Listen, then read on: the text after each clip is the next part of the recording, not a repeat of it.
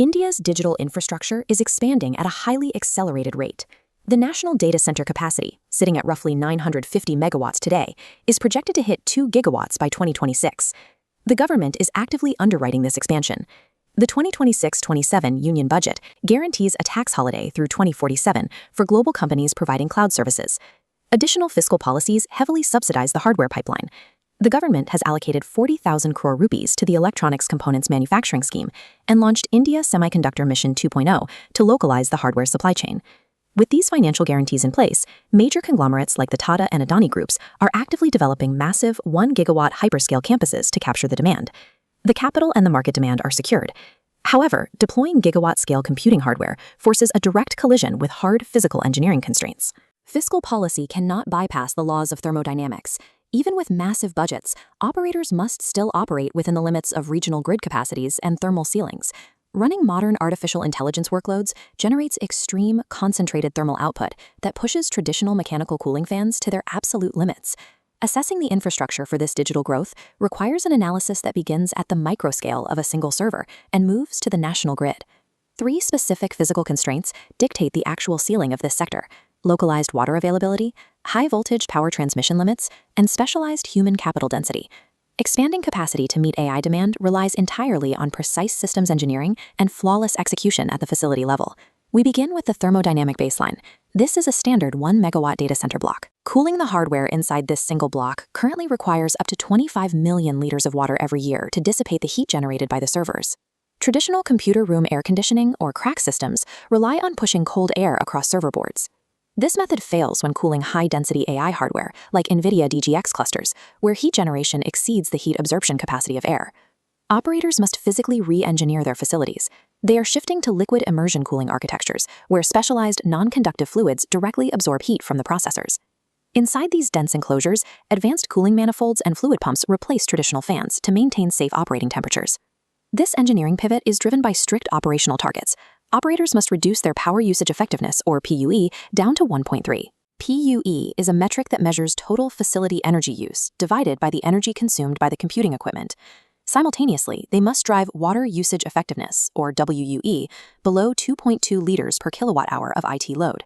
WUE is a metric measuring the total water used by a facility against the energy consumed by IT equipment. In climate-stressed areas, these efficiency metrics are strictly enforced. Failing to achieve them results in immediate facility shutdowns or the outright rejection of operating permits. The viability of a gigawatt campus depends on stabilizing thermal gradients at the millimeter scale before the facility can draw power from the grid. Zooming out from the facility, the next constraint lies in connecting these thermal systems to regional power infrastructures, particularly in dense hubs like Navi Mumbai. India has achieved a significant generation milestone, with over 50% of its installed capacity now coming from non-fossil sources, like massive solar arrays. However, installed capacity does not equal delivered power. Actual generation from these renewable sources fluctuates heavily, contributing only 20 to 26% of the grid's actual energy output. This chart compares intermittent renewable generation against the grid's demand curve. Data centers and temperature-driven urban cooling create a spiking, non-linear demand that clashes directly with fluctuating wind and solar output. The primary bottleneck lies between generation and demand. The crisis is localized transmission capability.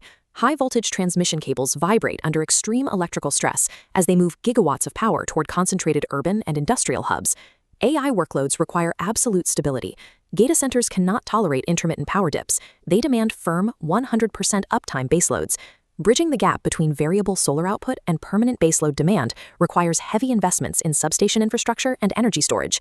The grid must adapt by integrating massive pumped storage hydro projects, which use excess daytime energy to move water uphill, releasing it through turbines when grid demand peaks. Network operators are also deploying localized sodium-ion battery arrays. Sodium-ion batteries are an energy storage technology using sodium ions to store and release electrical energy, offering a sustainable alternative to lithium.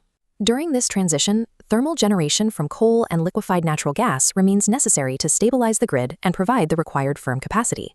Without a highly coordinated, hybridized transmission grid capable of handling massive localized stress, the planned 2 gigawatts of data center capacity will remain permanently strained. Operating this physical hardware requires a specialized workforce. Managing liquid-cooled, hybrid-powered, AI-driven infrastructure breaks legacy IT management models.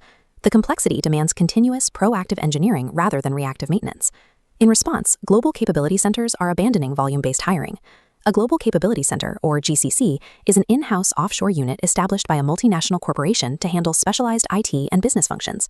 The most critical operational roles are now AI optimization engineers and MLOps specialists. MLOps is a set of practices that aims to deploy and maintain machine learning models in production reliably and efficiently.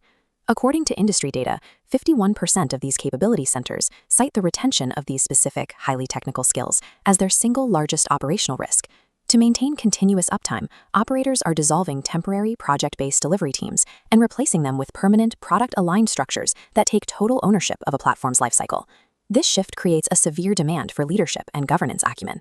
Engineers must navigate hardware integration, thermal physics, and data compliance simultaneously. Because external hiring cycles are too slow to acquire these specific skills, operators are relying heavily on internal talent marketplaces and continuous workforce upskilling. Management metrics have also shifted. Traditional headcount utilization rates are being replaced by outcome-based metrics, primarily measuring the time to value for deployed platforms. Successfully operating gigawatt-scale infrastructure relies entirely on the technical capability density of the team running it, rather than raw headcount. This dashboard view maps the complete operational reality. Localized thermal management, regional transmission limits, and human capability density form a single interlocking system. The 2026-2027 tax holidays and budget incentives provide the financial runway required to build these structures, but capital expenditures alone cannot force the grid to deliver power, nor can they alter the thermodynamics of a processor. To function, an operator must simultaneously engineer a 1.3 PUE, secure localized firm power storage, and execute outcome-based staffing within their capability centers. Scaling India's data infrastructure is the most complex integrated systems engineering challenge of the decade. Cool blue liquid flows smoothly through transparent server cooling manifolds, effectively stabilizing the extreme heat generated by dense AI processing clusters. Success in India's digital economy will be determined by the operators who manage the hard physical and operational constraints of this infrastructure.